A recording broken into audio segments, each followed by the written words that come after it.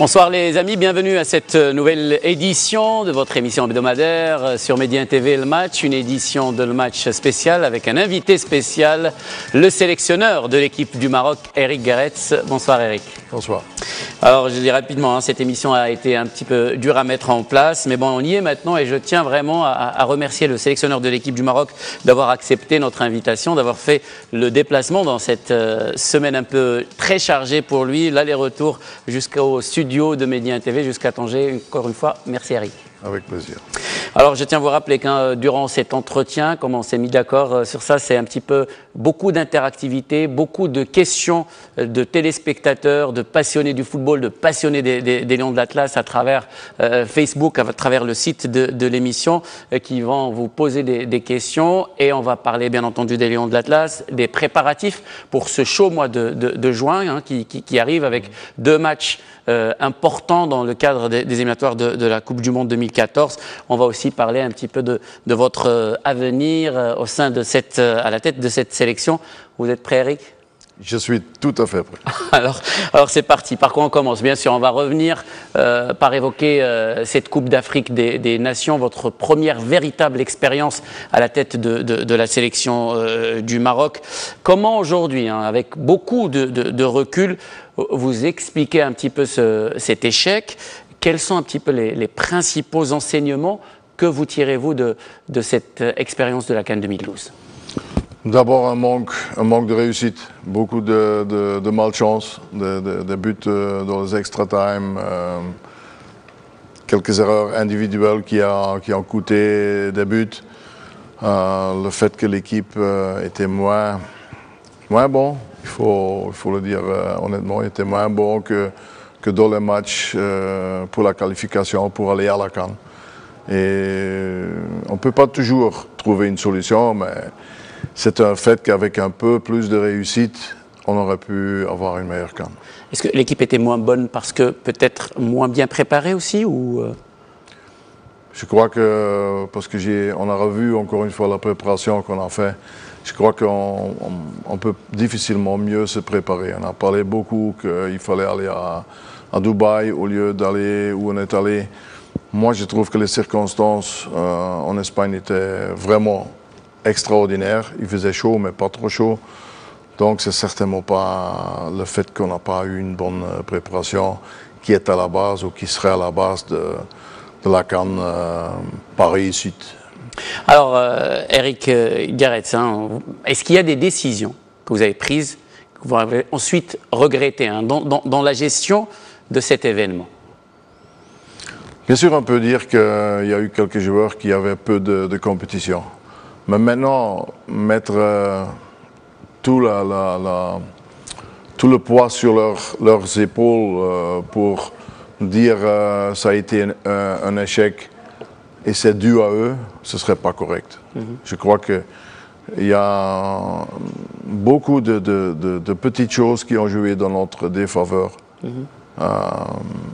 On a eu quelques occasions de but. Si on aurait marqué un but au lieu de le recevoir, après le premier match, il y avait déjà une grosse pression. Et là, vous parlez souvent de l'action de Chemmarek. Vous dites que cette action-là aurait peut-être tourné un petit peu tout le tournoi à votre avantage. Peut-être, mais ça pourrait être le cas. Parce que si jamais tu marques un but, au lieu de recevoir un but, tu as une autre mentalité, ils vont avec un autre esprit en deuxième mi-temps, etc., etc.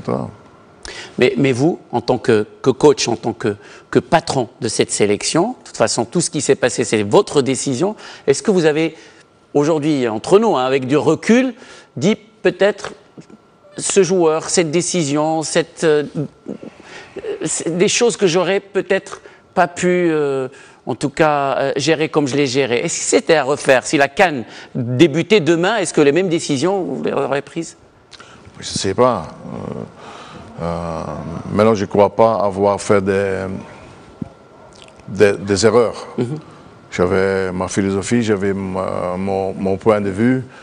Peut-être, il y a une chose que peut-être, parce que quand on a changé tactique à un moment donné en deuxième mi-temps, tu jouais avec un 6 et 2-8 et 3 attaquants.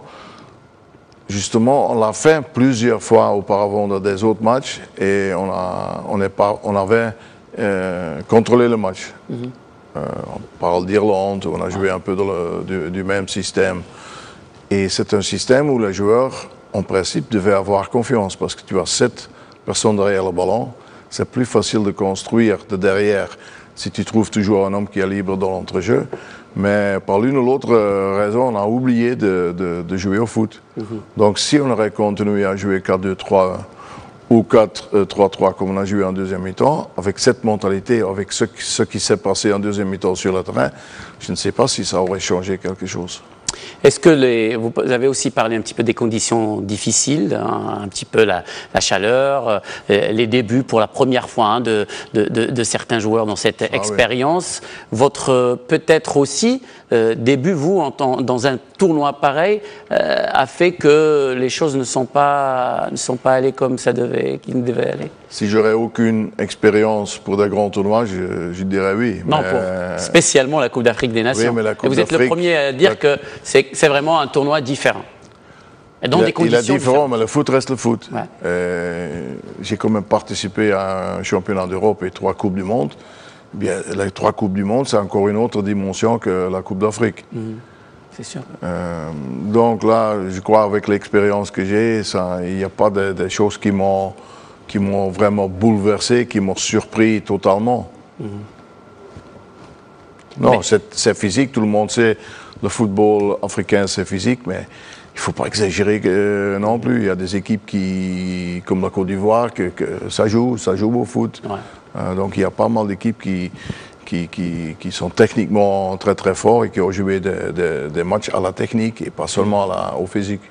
Il y a beaucoup de questions hein, sur Facebook qui vous sont adressées, donc, et notamment au niveau du choix de certains joueurs. On s'est étonné, par exemple, on ne va pas revenir hein, joueur par joueur hein, sur cette expérience, parce qu'on va essayer d'avancer dans le débat et de parler du présent et du futur de cette sélection. Ouais. Par exemple, beaucoup de gens se sont étonnés de la présence de Kantari. Beaucoup de gens se sont étonnés de l'absence, de la disparition complètement d'El Kawthari, alors que c'était un élément de base de cette sélection, le fait que certains joueurs étaient blessés ou revenaient de blessures, comme Nadir El Miari, beaucoup de joueurs qui manquaient complètement de compétition. Est-ce que tous ces éléments-là, vous répondez quoi à tout ça? Eh bien, vous savez, déjà j'attaque jamais en public mes joueurs. C'est quelque chose que je ne ferai jamais. Et en faisant la sélection comme je l'ai fait, j'ai voulu continuer grosso modo avec le groupe qui s'est qualifié et qui a joué de très très grands matchs pendant la qualification. Maintenant, bien sûr que Kantari, si on parle de seulement un exemple, a déjà joué des meilleurs matchs que les matchs qu'il a joué à la CAN. Mais aussi Benassia, qui est un très très grand défenseur pour moi, a joué une CAN moyenne. Et pourtant, lui avait la compétition dans les jambes. Donc, c'est un peu trop facile de dire oui, il manquait un peu de compétition. L'autre a été blessé, etc., etc. Non, je crois qu'un entraîneur fait son choix. Je me rends compte que dans un pays où le foot est la religion, il y a, je ne sais pas combien d'habitants il y a au Maroc, mais... En tout cas, il y a autant de sélectionneurs. Ce qui est logique aussi, parce que le peuple vit pour son équipe nationale. C'est logique. Quand ça marche bien, qu'on applaudit. Quand ça ne marche pas bien, qu'on est un peu déçu. Justement, le jour où vous êtes arrivé, vous avez dit que l'une des choses qui vous ont en tout cas facilité votre décision, que vous ont poussé à prendre cette sélection du Maroc, c'est l'amour qu'il y a dans ce pays pour le football et pour l'équipe nationale. Vous avez senti, vous avez touché cet amour, cette passion dans 2 scénarios différents. Au soir du match contre l'Algérie, le large succès 4-0, et puis après le retour et l'énorme déception après cette élimination dès le premier tour de la Coupe d'Afrique des Nations. Est-ce que le comportement du public, en tout cas en ce qui vous concerne et par rapport à vous, a changé, ne serait-ce que par exemple dans votre vie de tous les jours? Dans ma vie de tous les jours, heureusement pas. Pour rien. Parce qu'à Rabat, où j'habite, ou Haroura, où j'habite maintenant, on me laisse tranquille, on est sympathique. On me dit bon courage, ça doit aller mieux, évidemment. On met un peu de pression, mais avec un grand cœur quand même. Pas mettre la pression pour te dire hey, tu ne gagnes pas maintenant, tu vas recevoir des gifles. Non, ça pas. Je crois que Je suis toujours le même. Les gens qui habitent tout près de moi, quand je vais à Marjan faire les achats, ce sont toujours les mêmes. Ils ont toujours le même respect, la même gentillesse par rapport à moi. L'équipe du Maroc donc, qui a eu un tournoi très difficile. Est-ce que vous, par exemple, au soir du dernier match contre le Niger, est-ce que vous vous êtes posé des questions concernant un petit peu votre avenir à la tête de la sélection, la confiance de votre employeur et du président de la fédération, Ali Fassiferi? Non, parce que je sais, ou je savais, et je sais comment le président y pense. Parce qu'il m'a dit, on va construire quelque chose sur long terme, parce qu'il sait très bien, quand je suis arrivé à la tête de l'équipe nationale, il n'y avait plus d'équipe. On a quand même fait, enfin moi je trouve, on a fait du bon travail, on a été capable de faire venir des joueurs, des jeunes joueurs qui doutaient entre la France ou la Hollande ou l'Allemagne, et qui sont maintenant titulaires de l'équipe nationale marocaine. Des joueurs qui sont jeunes, qui doivent encore progresser, parce que, comme tu disais avant, il y a beaucoup de joueurs qui ont joué leur première CAN. Et ça a été une expérience un peu spéciale, plus le fait que tu perds le premier match. Et là, la pression sur les épaules est encore plus grande. C'est pour ça que ça a été une bonne expérience qui va servir certainement dans le futur. En tout cas, votre première sortie médiatique, ça a été la conférence de presse à Srerat. Parmi les décisions que vous avez annoncées, c'est que maintenant, désormais, on va plus faire confiance aux joueurs qui sont compétitifs, qui jouent dans leur club et qu'il n'y aura pas, pratiquement en général, pas d'exception. J'ai hésité longtemps pour l'un ou l'autre pour le prendre quand même. Mais je me suis dit, d'abord, tu ne peux pas faire des exceptions. C'est très difficile pour faire des exceptions. Deuxièmement, parce que j'ai fait le tour du Maroc quand même, jusqu'au CMA même, je ne savais pas que le Maroc est tellement grand, parce que là, on s'est tapé une route. C'est plus grand que la Belgique. 6 fois plus grand que la Belgique. Ouais. Non, on a fait le tour du Maroc. On a constaté qu'il y a des joueurs qui, à un moment donné, il faut leur donner leur chance. C'est ce qu'on a fait. Malheureusement, il y en a 1 ou 2 joueurs qui sont blessés, des joueurs locaux, et qui sont, par cette raison, qui ne sont pas dans la sélection. On va revenir sur cette sélection locale dont vous vous occupez. Je reviens maintenant aussi à ce seul véritable match amical que vous avez eu contre le Burkina Faso, où on commençait à voir un petit peu les prémices de cette nouvelle sélection marocaine qui va en tout cas entamer les éliminatoires de la Coupe du Monde. Quels sont les enseignements que vous avez pu tirer de ce match contre le Burkina? Que l'envie est plus que jamais est là. L'envie de bien faire. Tout le monde, évidemment, tout le monde veut jouer. Tout le monde sait aussi que pour jouer, il faut se faire remarquer dans les matchs que tu joues dans ton championnat.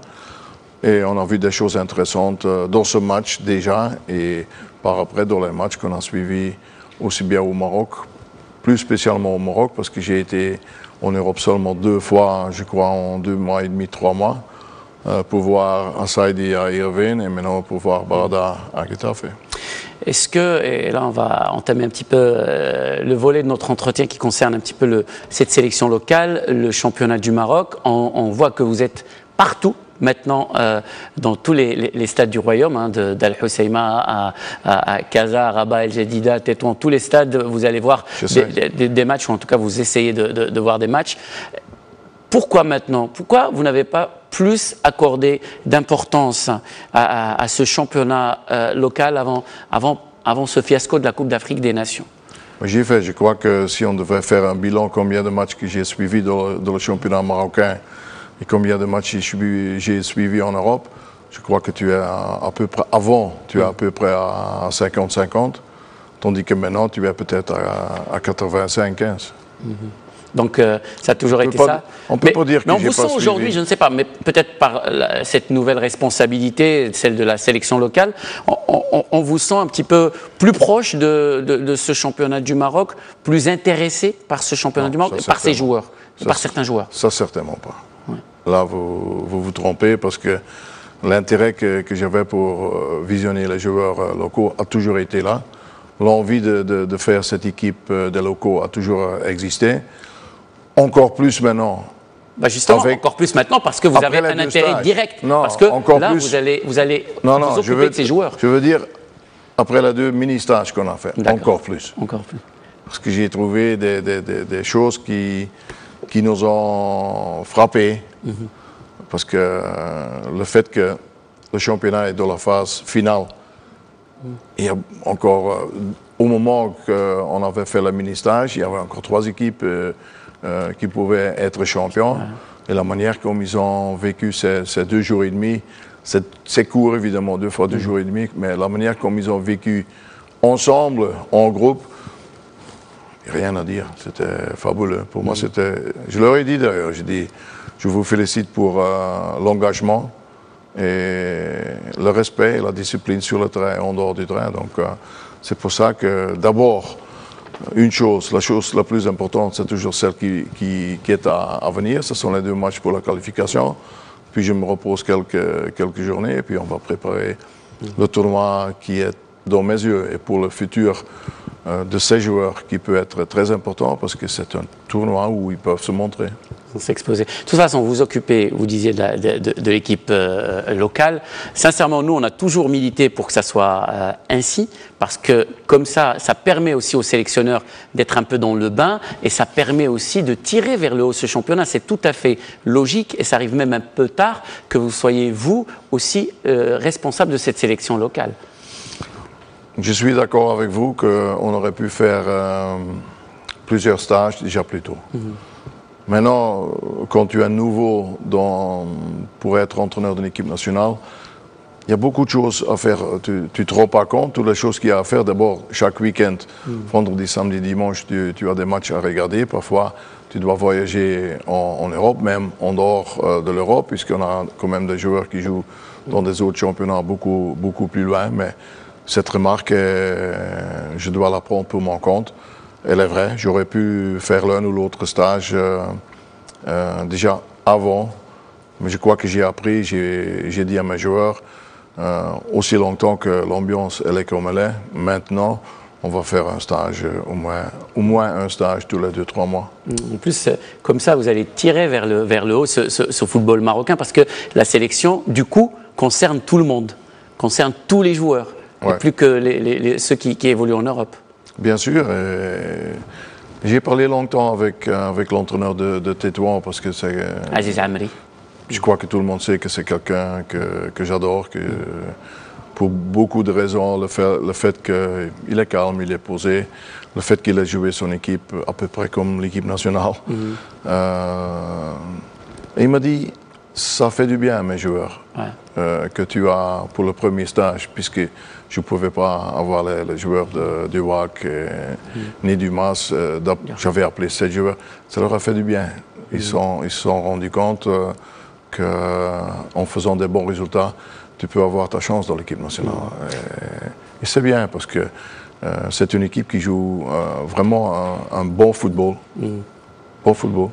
Et bien placé pour peut-être, je ne sais pas, remporter son premier titre de champion du Maroc. Il y a eu cette expérience du sélectionneur de l'équipe première qui s'occupe de l'équipe aussi locale avec Henri Michel. Et c'est une expérience qui a donné d'excellents résultats parce que c'est avec ce groupe de joueurs qui évoluent dans le championnat du Maroc que l'équipe du Maroc est allée très loin, est allée jusqu'à la Coupe du Monde et que tous ces joueurs, après, sont partis à l'étranger, les Basser, les Chippo, etc.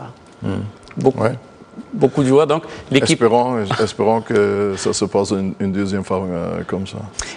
Qu'est-ce que vous sentiez chez ces joueurs justement de l'équipe locale? Est-ce que vous sentiez peut-être plus d'écoute, plus de... Non, c'est autrement, c'est nouveau pour eux.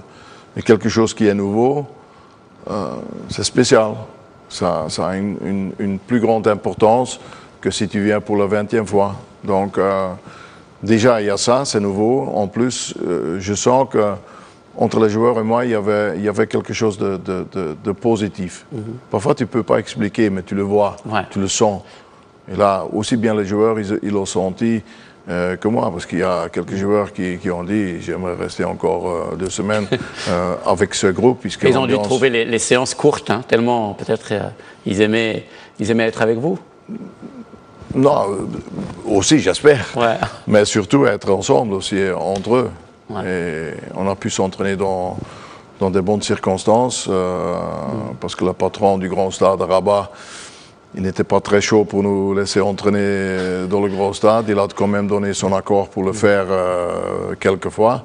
Encore une fois, merci pour cela. Pour le reste, on s'est entraîné dans le centre sportif que nous avons. On était bien à l'amphithéâtre à Skira. Donc ça fait plaisir aux joueurs de sentir, de voir aussi qu'ils ont la même importance que l'équipe A, quoi. Et que c'est possible. Est-ce que vous avez eu, très sincèrement, de bonnes surprises après ces stages, sans citer les noms? Est-ce que vous avez eu, ouais. Est-ce que vous avez été, par exemple, vous-même, agréablement surpris par un ou deux joueurs? Oui, certainement. D'abord parce que j'ai vu 4 fois quand même, il a montré que, ok, il me refait la même chose pendant les 2 mini-stages qu'on a eus. Un autre joueur qui a été avec moi et qui a eu des blessures et qui était à un moment donné un peu en méforme, vers la fin du championnat, il est revenu très très fort. C'est pour ça que je l'ai repris dans ma sélection, Slimani. Et on parle maintenant du championnat du Maroc. Il y a un autre vivier dans lequel vous pouvez aussi puiser, c'est l'équipe olympique. On sent aujourd'hui que vos relations avec l'encadrement de cette équipe olympique, et notamment Pim Verbeek, sont au beau fixe, même si pour vous, tous les deux, ça sera une période un peu compliquée. Vous préparez 2 énormes événements, vous, les éliminatoires de la Coupe du Monde au Brésil, et Pim Verbeek, les Jeux Olympiques. Comment vous allez arriver à gérer tout ça, sachant que vous, maintenant, vous êtes très intéressé par certains joueurs de l'équipe olympique et vice-versa, Pim Verbeek est très intéressé par certains joueurs de l'équipe première. Bien, on essaie de s'aider au maximum. Si on est tous les deux, moi je suis tout le temps pratiquement ici au Maroc, mais Pim pas, puisqu'il voyage quand même beaucoup à l'étranger. Donc le fait qu'on se trouve tous les deux à Rabat, on fait des réunions. Comme il a précisé, le plus important c'est l'équipe A. Donc tu donnes un noyau de joueurs à un moment donné. Et puis, tu me dis quels sont les joueurs lesquels je peux disposer et quels sont les joueurs plus de 23 qui pourraient éventuellement m'intéresser. Il m'a cité les noms, j'ai dit il n'y a pas de problème. J'ai téléphoné aux joueurs qui peuvent attendre un coup de téléphone de Pim. Et ça marche dans la meilleure condition entre nous deux. Et notamment vous, donc maintenant, vous disiez ce week-end, vous étiez en Espagne à Getafe pour voir Barrada. Est-ce que c'est un jeune joueur? Est-ce que c'est l'un des éléments sur lesquels vous allez un petit peu, en tout cas, c'est un élément d'avenir pour cette équipe première? Ça peut être un élément parce que c'est un jeune joueur. Je l'ai vu jouer. Ce match, c'était pas un match tranquille puisque pour l'adversaire c'était tout ou rien. Getafe a perdu chez eux, il y a eu 3 cartons rouges, donc il y avait tout dans ce match. Et l'équipe de Getafe n'a pas joué un grand match. Aussi, Brada n'a pas joué. On peut pas dire qu'il a joué un grand match. Par contre, ce qu'il fait, c'est qu'il a une discipline tactique. Il laisse jamais tomber l'équipe. Et c'est ça qui est important pour moi, un joueur qui n'est pas peut-être tout à fait bien dans le match, dès qu'il y a perte de balle, il fait son job. Il n'oublie sur 95 minutes que le match a duré, il n'a pas oublié sa tâche une fois. Et ça c'est bien parce qu'il se rend compte que c'est important, c'est quelqu'un qui a déjà une grande discipline. Pour un jeune joueur, c'est pas encore un star, c'est quelqu'un qui est très très modeste. Donc, des joueurs comme ça qui sont modestes, qui font leur job, j'espère qu'ils vont faire une grande carrière. Mais ça c'est à lui. En tout cas, il est bien parti pour s'installer un petit peu dans l'équipe du Maroc, tout comme un autre Zakaria Bergdish, le latéral gauche, sachant qu'il y a eu beaucoup de difficultés ces derniers temps dans ce côté-là de la défense marocaine. Oui, il ne faut pas exagérer non plus, mais le problème c'est que Bergdish, à l'heure actuelle, joue plus de l'entrejeu comme arrière gauche dans son club. Donc, On va voir comment son fitness est, comment il se sent. Parce que j'ai peut-être aussi une autre possibilité de mettre quelqu'un sur cette position-là. On va décider ça au dernier moment. En tout cas, l'équipe olympique, c'est un bon vivier pour vous, pour puiser, pour trouver d'autres joueurs à l'avenir. Est-ce que vous allez être à Londres déjà pour les Jeux? Bien sûr, je ne vais pas être là pour tous les matchs, mais 2 des 3, je serai certainement là, c'est l'obligation. En tout cas, l'équipe olympique, c'est en tout cas pour l'équipe pour le Maroc un tournoi très important et une manière de rapprocher un petit peu ces 2 sélections et de créer ce véritable pont. On va parler dans la seconde partie de notre émission de la liste des joueurs retenus pour les 2 prochains matchs du Maroc contre la Gambie à Banjul et contre la Côte d'Ivoire à Marrakech. Ça sera tout ça dans la seconde partie de le match. À tout de suite.